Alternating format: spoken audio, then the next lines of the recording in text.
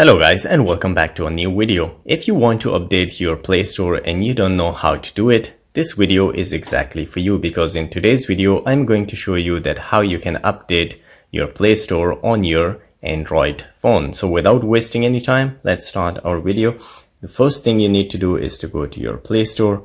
Once you open your Play Store, then you need to tap on your profile. So once you tap on your profile, you need to just scroll down here and you will find settings. You need to tap on settings.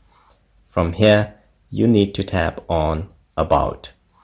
And a bit of scroll down, you will find Play Store version. So if there is an update available, you need to just tap on that one.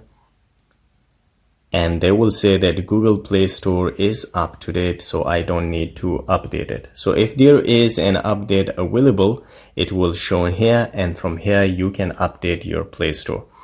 So guys, this is all it takes to update your Play Store. If you like the video, don't forget to subscribe to my channel. I will see you again in the next video. Till then, take care.